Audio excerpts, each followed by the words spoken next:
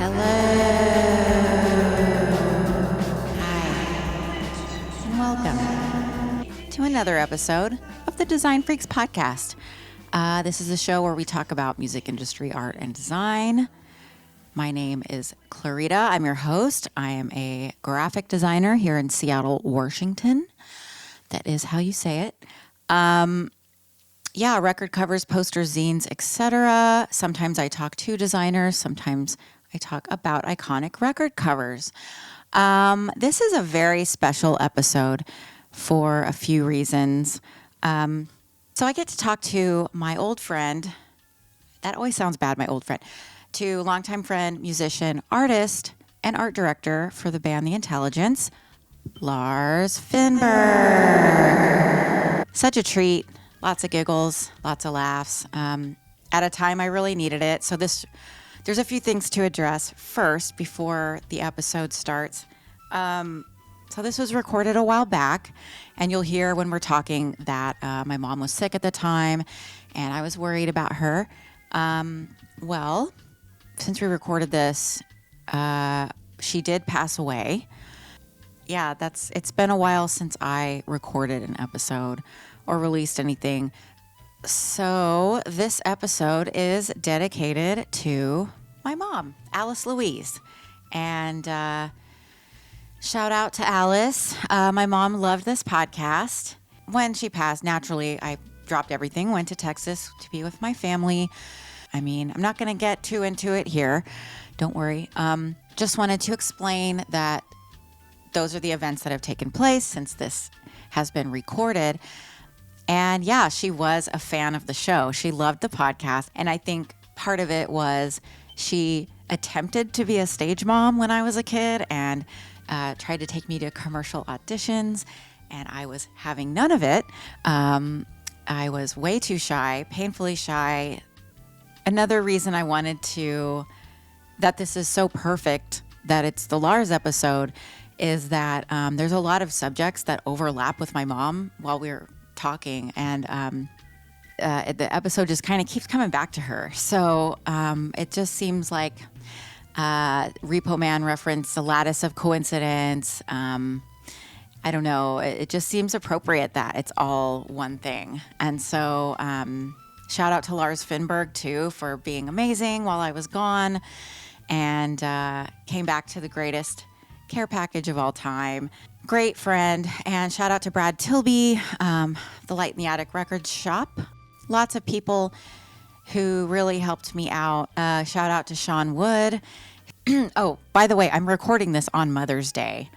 The timing just worked out that way. I just want to thank everybody. I won't have a chance to, but especially Megan Cookies, Marianne Spellman, and anyone who reached out to me. We do talk about graphic design in this episode, and we talk about the intelligence, artwork, the graphic designer Jun Ohnuki of Wounded Lion, art for Lars' solo projects, other bands. It's a great talk. I really had a good time, and but it did keep coming back to my mom. So Lars asked me at the end of the episode, you'll see this part. I wanted to add on to it though, when he asked my favorite or my first record cover I remember, because that's what I asked all my guests. And it's a Beatles album. That's one of the things that overlaps with my mom. She loved the Beatles. And my favorite song on that record was When I'm 64, and this is episode 64. I don't know, but kaleidoscopic undercurrent of connectedness. But there's two more records that I didn't mention in this episode that belonged to my mom that made a strong impression on me. And I've never talked about these on the show. The second one is a Ennio Morricone album. It was 3 soundtracks, and I couldn't find it. I found something similar I'll put up on the screen. But I know the front of the cover was a painting, and it really struck me. It was, of course, a Western something painting, some dusty scenario, and was so dreamy to me, that whole thing. My mom loved Westerns. We watched Westerns all the time. I complained they were boring to me, but yeah, now it's like really special. Her dad was a rancher in South Texas, where we're all from. And then my mom and dad moved to Austin in the 70s to go to University of Texas. And then I happened. So that's kind of my lineage in a nutshell. But back to the soundtrack, there's a ton of these best ofs and compilations out there for Ennio Morricone, but this one had 3 full soundtracks on it. It had Good, Bad, and the Ugly, A Fistful of Dollars, and For a Few Dollars More. I don't think I thought I would recognize it if I saw the cover. Who knows? Who knows who released it or in what country or whatever. But the third cover that I remember and I used to stare at and laugh so much was a comedy album. My mom had some comedy records when I was growing up, which was really fun. This one was George Carlin Toledo Window Box. I just thought it was so naughty that we had this, and I didn't quite understand his jokes, but I thought he was a funny person in general. So the front of the record is George Carlin wearing a T-shirt with a window box full of weed on it. I don't see any buds on it, but it's like a full-on plant, and he's going, this guy with his thumbs. The back of it, and I loved this because it was, the front and the back were a play on each other, which I got a kick out of. And the back, I always thought when I was a kid was the plant, there's no more leaves on the plant, so he's sad. The plant died. But now I realize he's stoned. He smoked it all. Duh. So, but yeah, like I said, I didn't understand. I was in the DARE program, but I didn't quite understand this. Thank you so much for listening. If you enjoy the show, please share it with other vinyl and design freaks. DesignFreaksPodcast.com.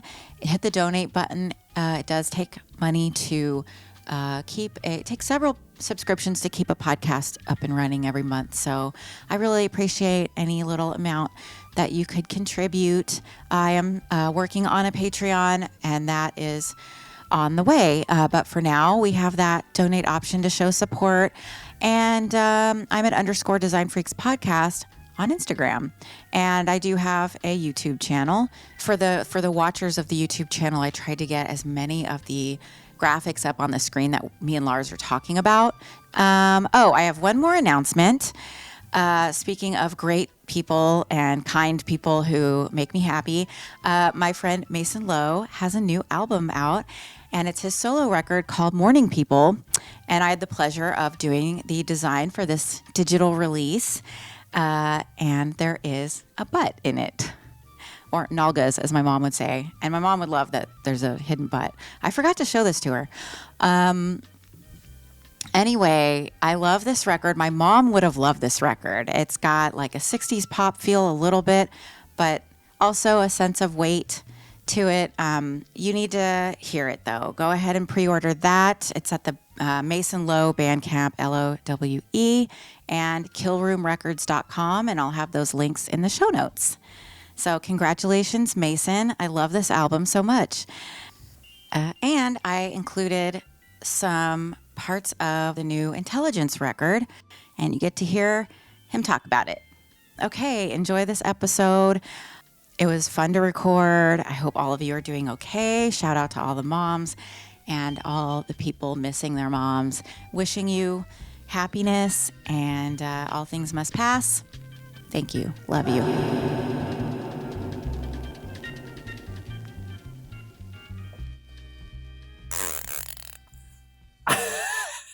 I don't know. I have no idea. Looks like you got Door City over there. Good for you.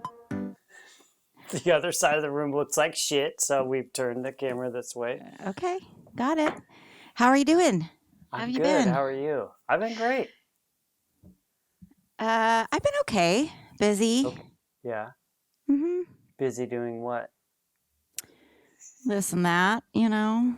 Unload your private life onto this recording. Right here. No, I've been working a lot. I work for the University of Washington, winning all kinds of awards, and then I saw that. doing this.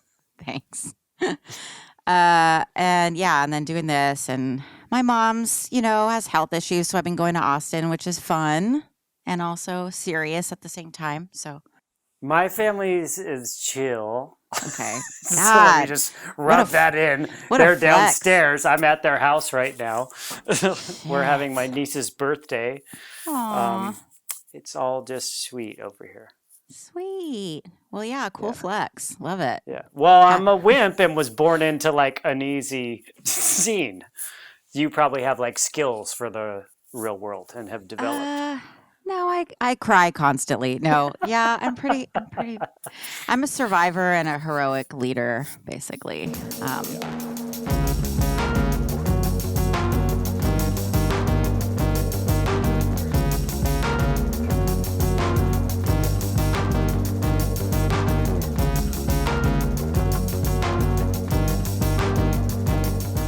So you've been playing shows again? Yeah, we've played, I think, 3, maybe 4 shows, which was, there was a pandemic here in A what? California. There was What are a you talking government about? flu. um, I'll take your word for it.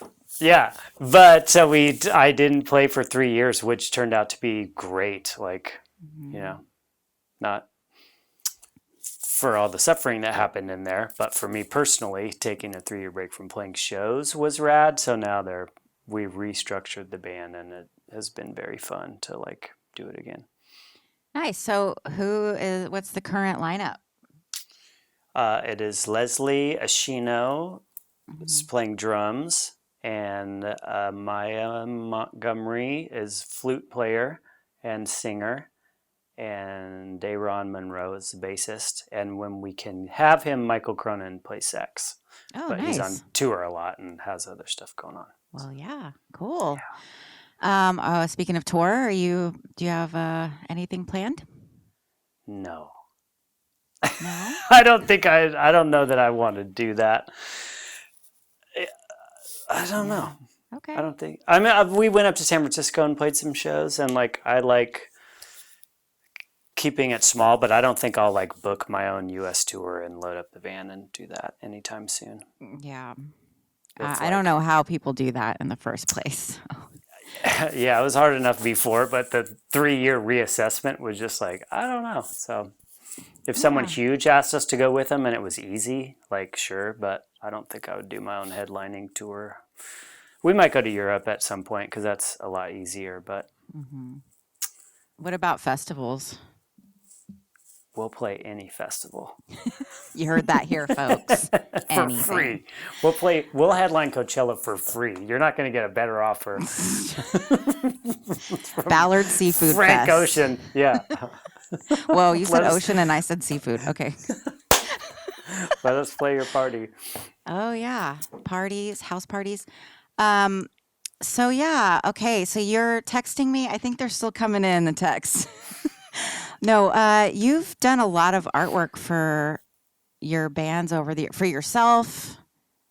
How many albums do you have as Lars Finberg? There's only two Lars Finberg albums. And then how many Intelligence records are there?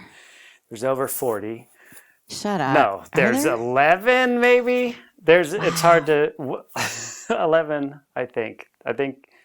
Yeah, the one that just came out is technically the 11th album. Oh, nice. Congratulations. Thank you. This is phase 2 of our career.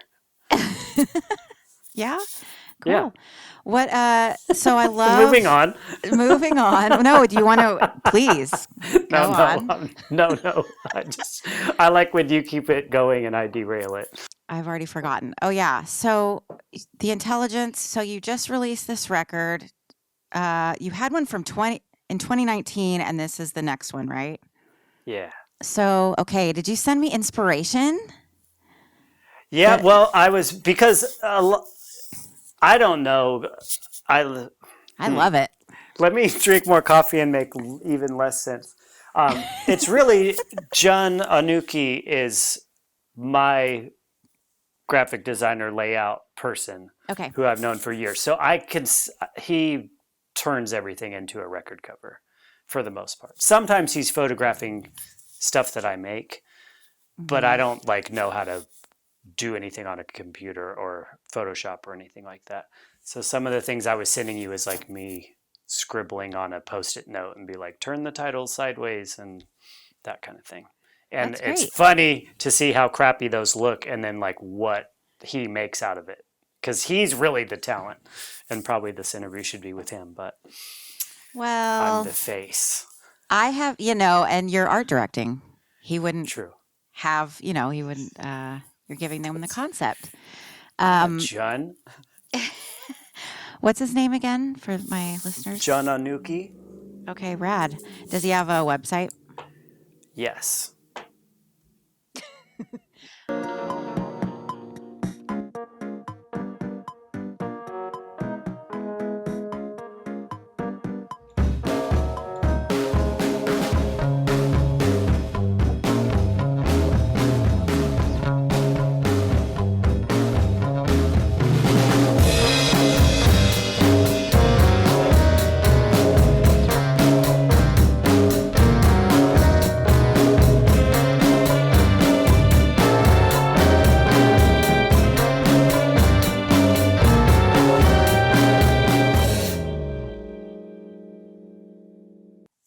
This interview doesn't have to make any sense. It's Good. fine. Okay, then I'll relax. I mean, I was relaxed, but I'll relax more. Relax more. Wait till my edible kicks in. Then Dude, we're really just in having fun. business. It's okay. Well, yeah, just having fun. Good. Good Right? callback. Isn't that good? Yeah, that's good. So, okay, what about Everybody's Got It Easy But Me? I remember you telling I me love that that you laid out, you did the typesetting, which I love. Oh, thank you. Mm-hmm. That is, I worked at an antique shop called Fruit Cocktail Collectibles in South Park, and I found some kind of nautical book is where that mermaid and guy is from, but it's real small. In the spine of the book, you can see on the record cover. And then I Oh. found an old antique stamp set and did the stamp letters around it, and then gave it to Jun to photograph and blow up, and then he did the other stuff that looks like a stamp at the top of like the cool. album cover. He's so good at matching. Like I'll have half of an idea, and then he really makes great fake realistic looking things to me, like the price tag stickers on the on Psychedelic in PV City has like a stack of discounted price tag stickers that I it always wanted does? to do, and he like it looks so real on the final thing. He rules. Oh, did you send me the Beatles because of the Little Peril? Yes, I gave that to Jun. That's my dad's Beatles album that he gave me for Christmas, and I was like, used to be obsessed with the Beatles, and now even more. Mm-hmm. Mm-hmm. And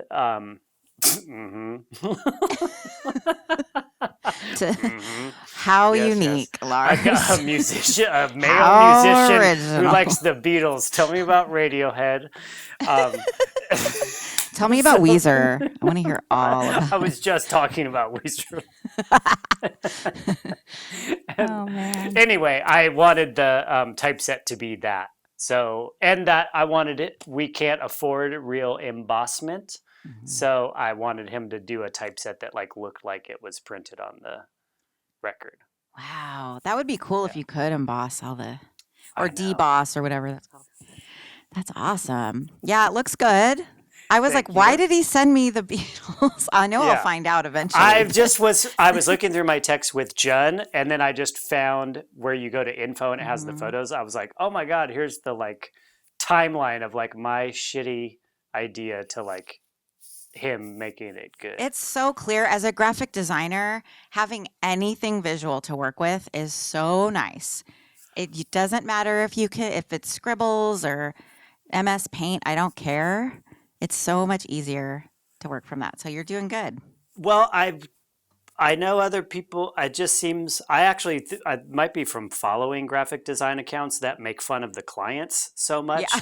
that I'm just like I never want to be that. And Jun's doing pretty much everything for free, so I'm like I want to be as succinct as I can, so that I also don't.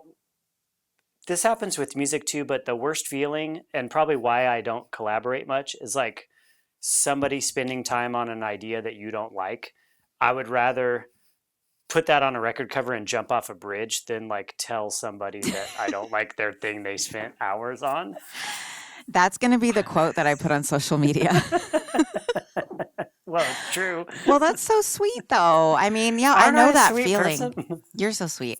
I know that feeling, though, too, of like that anxiety of somebody's like working really hard on something on my behalf. Then if you think about it long enough, you go, I'm probably not going to like it. I'm probably not going to like it. I'm probably not going to like it. Probably not going to like it. Let me open it. Yeah, I don't like it. It's like, did I just do this to myself? Well, also just to backtrack, because I've got feedback about being snarky about everyone's favorite band. So just to be clear, I don't hate the Beatles. Like, the only thing more annoying than people who are obsessed with only the Beatles are people who say that they're not good. I only like the Beatles. Hey, there are lots of uncles out there that, my God. No, but I also don't like people who try to say they're not good. Like, you have to. They suck. They don't. They don't. You can't. Okay, then you don't like music. You know, like it's in between. You know, like, and also I love the weird Paul McCartney like B-sides and stuff, and I like McCartney too. I love all that shit. I love George Harrison. I'm not saying the Beatles are bad. Just enough Beatles already. Well, I mean, they had bands that they liked. Who was that? Oh my God, I hate everything. Yes. Except for the Waterfalls single. See? Yes. I do like that. Which I hate. Okay. Well, it's a free country. I'm joking. I think. Yeah. So contrarian that it's like going back on itself. I don't know. Now I like it again. I like it. I got again. you to hate it. Now I want to listen to it. Actually. Oh man. If you play it forwards and backwards at the same time, no sound comes out at all. Think about that. And then if you pause Wizard of Oz, it syncs up. It stays right where it is. If you pause Dark Side of the Moon and pause Wizard of Oz at the same time, nothing happens. Totally insane. Forever. Forever.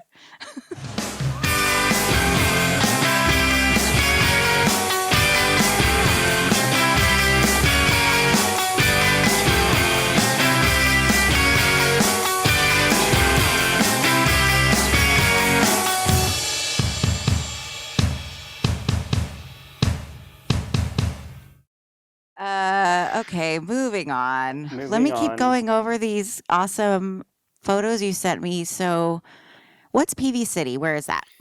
PV City is a pawn shop that my comedian friend Megan Keister and I were walking by, and she went, "Ooh, PV City, baby." And calling a pawn shop PV City was so funny to me that I wrote that down. And then PV, what is PV? Oh, PV is like, do you know what a PV is? PV is like the shittiest amp that you get for Christmas. Oh, no. I get it now. Yeah. I can see the font. Okay. Yeah, totally. As a graphic designer, that's your favorite font. Oh, I do like it. I don't mind it. I think it's cool. Someone should make PV the font.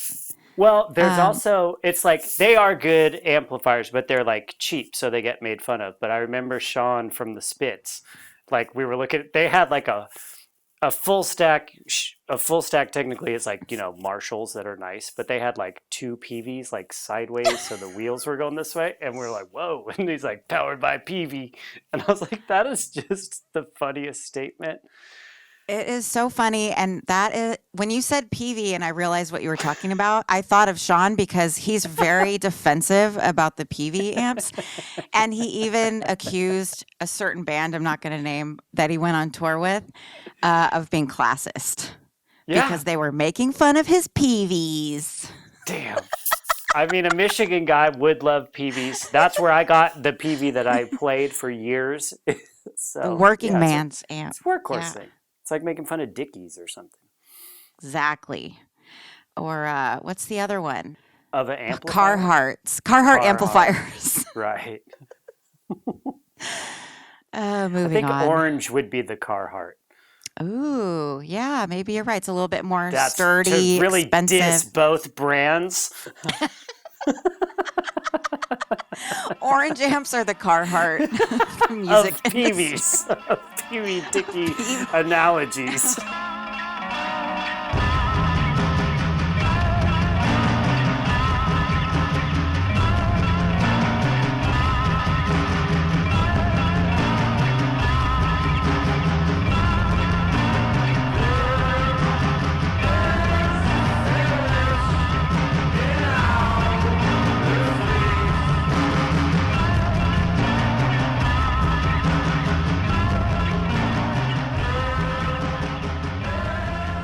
Oh, another thing I do is like screenshot Instagram account that I like and then like draw over. I save it. I don't even save it in a folder. When it's time to make a record cover, I scroll through my phone and then pick stuff that I have liked over the years or whatever. Mm-hmm. But there is an account that just photographs old books. Mm-hmm. And I realize a lot of these come from that. And then Jen will be like, oh, you really like Dutch design. And I'm like, I don't know what that is. I just like those fonts and Mm-hmm. Minimalist, stark kind of things. Yeah, Swiss design is similar, and there's like a Penguin Books vibe. Yes. Like 1960s Penguin. Yeah, I love that. The too. band that Jen was in, Wounded Lion, their first single is like the orange penguin. Mm. Yeah, that's a great band. Redone. Yeah. Are they still around? It's no. Okay, moving on. Just gonna keep saying moving on. Let's talk. The three of us made a new band called Rubber Blanket. So if you want to hear those people sing and make Wounded Lion music, but with electronics, you're cool. You would like it. Every time you leave, I light a scented candle, leather and vanilla and sandalwood.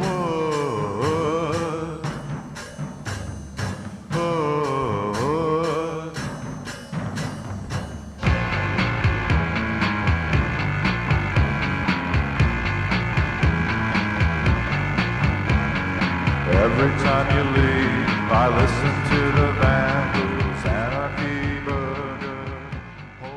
What is this handwriting on the black and green Post-it note? Bright green. Oh. That is like me having the idea to turn the song title sideways so it looks like a cityscape, and then use the C from the front of the album on the back and turn that into a moon. I just got it. Yeah, so if you look at those three in a row, that's sort of like the progression of John and I's back and forth of like, oh, use the C because that's a moon. Okay. I mean, it's not super obvious, but I love that concept. It's great. I don't do obvious concepts. Okay. I'm just joking. I would never talk like that. I wish you would. Except that's how I talk. I wish you would. I just say that at the end. Not to be an asshole, but if you start your sentences with that, you're fine. Yeah. What about your earlier bands? Did you do any concepting for those? Like, what are all your bands? Name them. A-frames. A-frames. There was a band before that. Ben Sinisters. Yeah. And there was Toy Train was before that. Oh, okay. I didn't name that band, but what about any of those covers? Were you always involved in the aesthetics? No, I didn't do. I think I sort of like drew back then. Maybe like a tribal tattoo idea or something. Shut up. Yeah, I found this horrifying like. I didn't draw often, but it would be like, it was 1992 or 3, and it was like, oh, if I got a tattoo, I'd get like a I'd want to draw my own thing, so it was personal, and then like a tribal sun that I drew myself, and then thank God I never had any money or Around did your it. belly button. Yeah. So you never got a Over tattoo. both eyes. You must. If you're going to get a tribal sun, it better be on your face. The first one has to be the eye, and the second one has to be the other eye. There's like no other way to do it. It's like in Seattle where it's so cold that people get hand tattoos first. It's like their first tattoo is on the top of their hand, so you can see that they have one. Oh my goodness. Okay, so, but do you have any tattoos? No. Okay. Isn't that wild? Counterculture. Yeah. It is wild nowadays. I asked Petey from the OCs, my best friend who is Aw. covered in tattoos, and I was like, what's the coolest tattoo you ever saw? And he just went, no tattoos. Oh, Petey. Once you're getting covered, might as well keep going. But yeah, that's funny. He's so fucking funny. Oh my He's God. the best. Shout out to Petey, damn it. Petey, we love you. Is his birthday on this March 2nd. Oh my God. Happy birthday. Is that Aries? It's Pisces. Pisces still. Well, along with that question, I didn't do any graphic design stuff until I saw a big thing for me was Aaron from the A-Frames, who did the graphic design for the A-Frames, which I think is great. And he did our first album, and he turned me on to the sticky letter type, which is just packs of stuff that you can get from stationery store. He did that on our first album. The Intelligence is in there, and then I didn't have a computer after that, and it was like, oh, this is a way that you can make. That's how the Fake Surfers cover was the first real thing that I made, and that's like just putting sticky type over an existing album cover, which is, I realize, stolen from Pavement probably, but Oh yeah, they did do that. yeah. But I got to thank him so much for like, it is a cool way that the letter, that typeset looks great. You can buy it, you can stick it on yourself. And the insert of Fake Surfers is all sticky type. So the lyrics are on like 10 pages of that I did by hand and had to buy like 1 million packs because you run out of ease when you're doing lyrics for a whole album. So you use threes. Yeah. And I used it to always bring it back to the Beatles. I took the All Things Must Pass because that had an orange on the inside of it that I liked. So it's like the first page is made on that because I didn't have any other orange paper. On the inside of the weird box set that All Things Must Pass is on, I just like, well, this is 12, because I didn't know how to shrink or change anything on a computer. So I was like, I can just make this and give it to them and then they can copy it. So if you look close, there's like the credits to All Things Must Pass are like hidden underneath the sticky type of. And this is still on the Fake Surfers? This is on Fake Surfers, yeah. That cover, I made it really quickly because it was going to be for a German 7-inch, like a tour 7-inch with literally like throwaway songs on it, I admit. But that's, you kind of did 7 inches like that. Like you didn't have that many songs. So it's like, I'm not going to give you the 2 best things, but here's 2 songs we won't put on the record. Anyway, I mailed it to the guy just in the mail, and it got lost, and he never made the 7-inch. But I kept thinking about it because I was like, now that it's gone, I had no copy of it or anything. I was like, if it ever turns up, please mail it back to me. And he did. And then that amount of time of just not even seeing it and thinking it was gone forever. When I opened up the package, like months later, I was like, oh, this rules. Like this should be the album cover. Ah, it does rule. That's awesome. Do you think he was lying when he said it got lost? That would be rad. He wins the story totally, if that's true. I do love that story, though. I love that it came back to you. That's cool.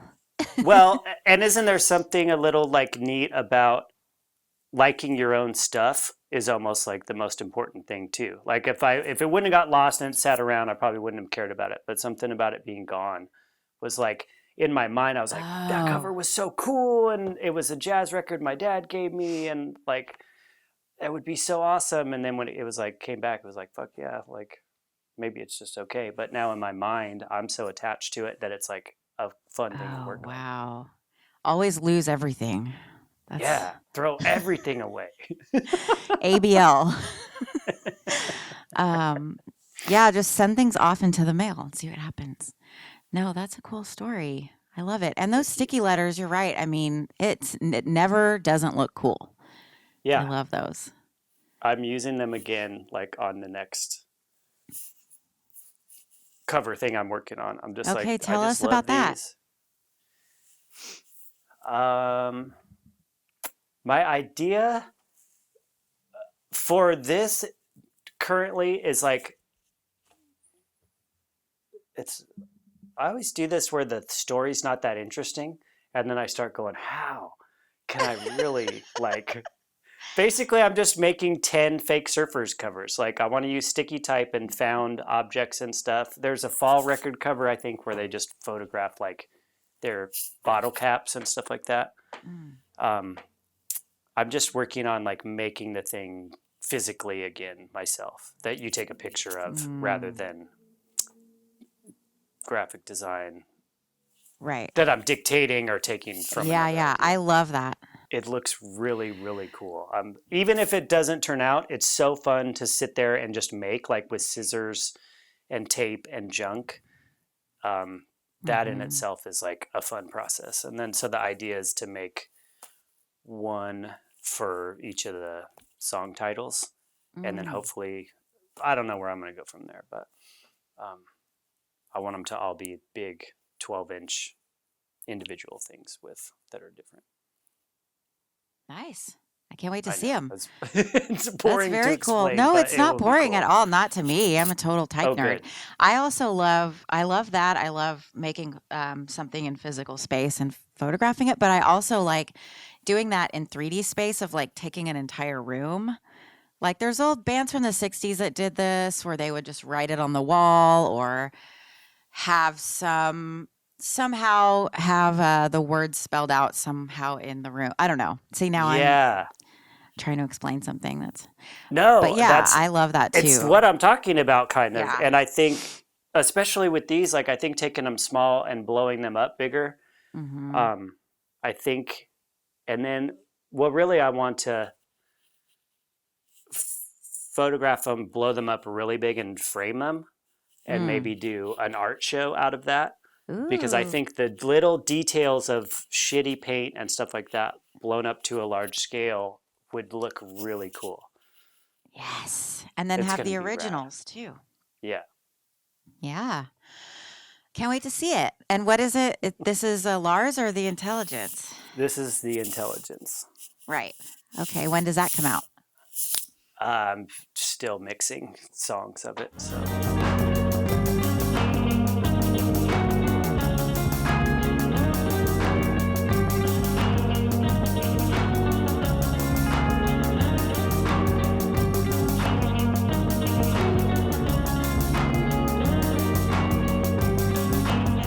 Everybody, what is the first record you remember? You sent me two.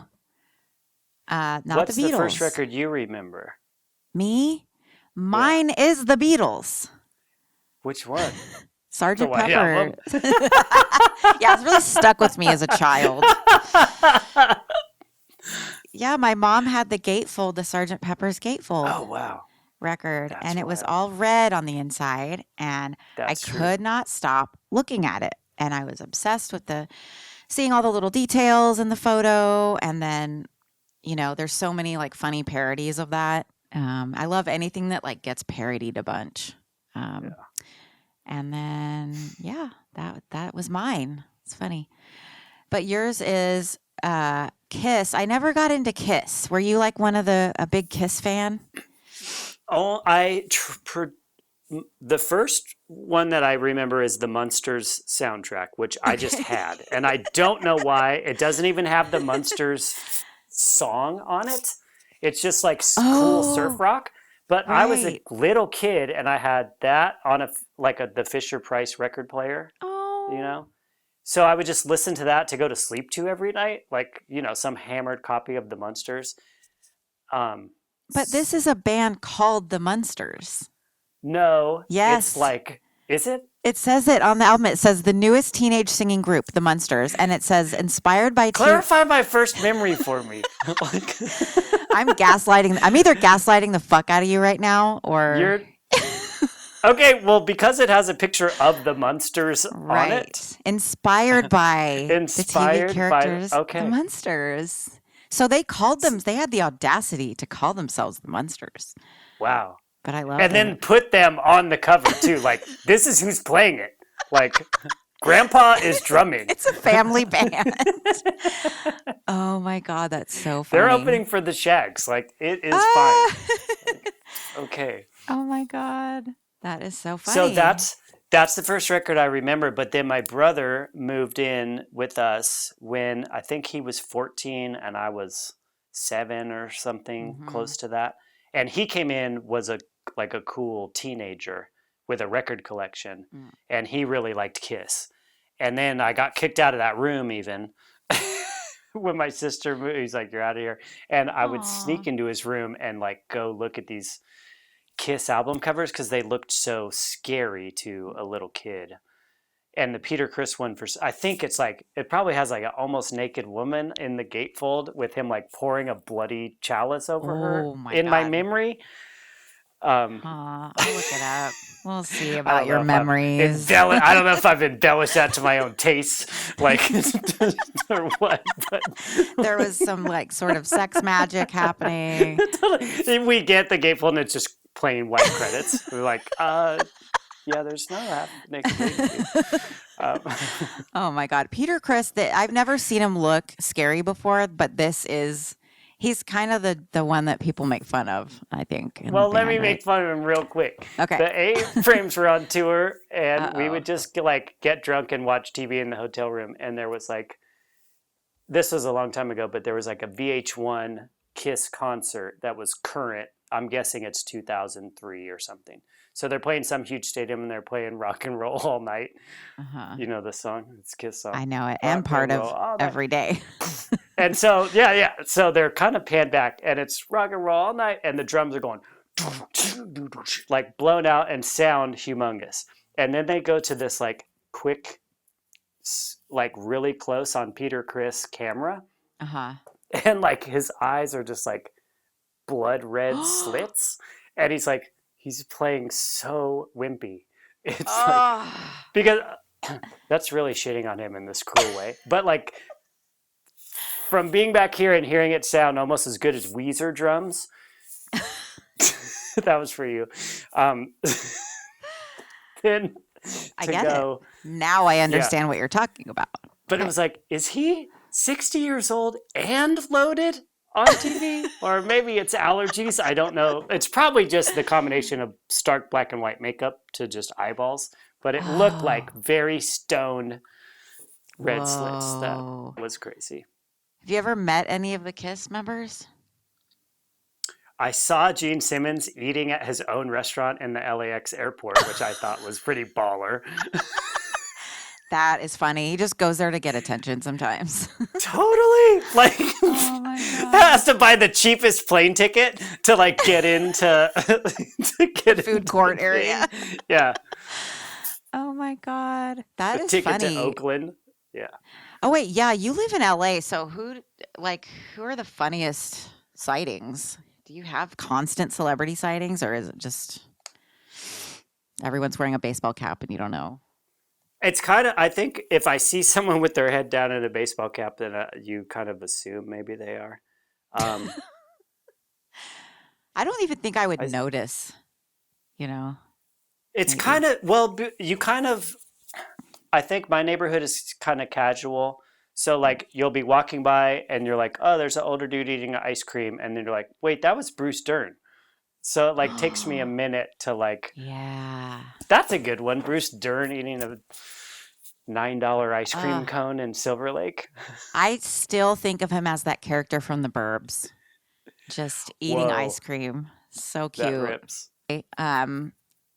Sorry to keep you so long. I mean, I'm having fun. We're at 45 minutes. Whoa. I know. Time flies. But yesterday I was thinking, like, is there an ethical way to stream music, like, while you're walking around the city? Because the De La Soul stuff was released yesterday. And then, of course, there's people online who are like, Spotify is evil. And they are. But let's be real. De La Soul is headphones music. So how, without iPods existing anymore, how the fuck, and without CD player, portable, like, who really is going to use, music is digital. So, like, how am I supposed to ethically listen to songs in my headphones? As somebody who sells very nice vinyl at a very low price that nobody buys after an amazing show, I'm like, I can't fight this anymore. No one cares. That's fine. But vinyl is one thing. I love listening to my records in my living room or being tethered to my stereo. That's fine too with headphones. But like walking around outside without involving an evil streaming company, Apple, or, any of these, like how? There's like almost no way to ethically listen to music while you're walking around. Here's my other favorite thing, because I've spent probably the last 5 years like really caring about the injustice of that. And then I was like, well, what did you do before? And I was like, pirated the shit out of everything ever and made a collection of music that I don't even listen to that's on 3 laptops ago. Yeah. So Same. You're full of shit. Yeah. And so as soon as I stopped caring, I picked other things. I pirated. I bought some things, let's be clear, and then I used She bought some things. Some things.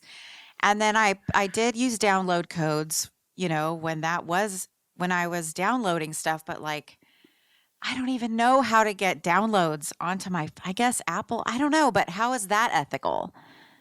I don't know. Check this out. So I didn't not use Spotify. I had no streaming service until I think April. It's been 1 year.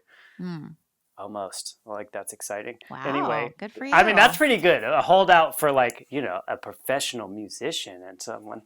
Anyway, I was like, I got it. And I was like, this is life-changing. I can listen to whatever I want. And then I was like, or I could just not listen to music ever again. Because it's like the Netflix thing. It's like, I don't know. Like, I got to add it or I forget about it. Or yeah. Stuff comes and goes, too, on both of those things where an album will be available and then not anymore. Yeah. Yeah. And then it's embarrassing at the end of the year when they're like, you listen to this song 57 times, you fucking dork. It's my party and I'll cry if I want to 10,000 times. Like, whoa, that was a dark time. Dark Christmas that year. Dark. Some dark Nilsson era that I was in or something. Yeah, it's embarrassing. It's like, I don't want data getting collected. I don't know. Anyway, I guess it's good for you, the musician, though, to know, you can get, how many clicks and stuff. You get analytics. No, you don't know? No, I mean, it's the last thing you want to know. It'd be like likes on a nude photo or something. Ooh. Is there any number that's going to make you feel good? 1 million. And then you're like, why isn't it 1,010,000 though? Yeah. What's wrong with those 10 people? What's wrong with me? On a nude photo. So you feel exposed and disappointed in yourself. I don't know. Yeah. I put my naked self out there. I've had plenty of art shows where I didn't sell anything, though. But they weren't online. Yeah. Well, and also they didn't go, the gallery, they just said it didn't sell. And you're like, okay. And you go home and cry. They didn't go, 1,100 people came in and they all said no. 1 million people said no to your art. Yeah. You think nobody saw it. No, actually. The marketing was great. Everyone saw it. Yes. Don't worry. It got out there. It's not that. Oh, my God. The self-deprecation. Yes. Well, I like your music. I'm definitely going to download it. Download it. Stream it. The intelligence here to say stream it all you want. Pirate it. If you go to our Bandcamp, I have to go to the post office. I don't care anymore. Oh, okay. I was like, what, for an MP3? That's how it works, right? fucking stamp on a. I've been sending out these memory cards. Thumb drive. He sends you a thumb drive. Stamp on Oh no. a memory stick. Oh dear. Carve the address into Can it. you even torrent? Are there torrents anymore? Bro, do you even torrent? That did sound like it. Bro. I would be too afraid with my computer to like go on the Pirate Bay. Yeah. It's worse than the porn tabs. Anywhere where pornography lives is just like, I just think it might be dangerous over there, guys. Although I owe my design career pretty much to Pirate Bay because that's where I got Photoshop. And I used it for like That's 10 amazing. years before I went to design school. I made like DIY stuff. So I went from like Xeroxing things and scanning things and not fake, it was Photoshop. It was just old Photoshop, just straight to only computers. So I'm old, but I've never done old style graphic design with like, the old machinery and such. We got a printing press Or and steam coming out of it? What do you mimeographs mean? or something. Oh no, there's all kinds of stuff that they used to do, like weird sheets of acetate for layers and like before Photoshop layers.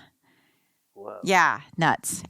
You should listen to the Jeff Kleinsmith episode. He talks all about it. Funny story, if you want it, Yeah. that I wasn't going to bring up, was Jeff Kleinsmith, who I only know because our first band ever did a Sub Pop 7-inch. And we were excited. They signed us. I was like, we're like in the top of the building. Like, this is our career. Wow. And we were so young and such pains in the ass. Like, he made this great cover that our drummer hated.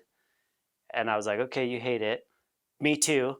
Let's use our own. And so we used this cartoon that he had drawn. And we're like, we insist that it's this. And we want it upside down. And like, they were like, what? And like the back.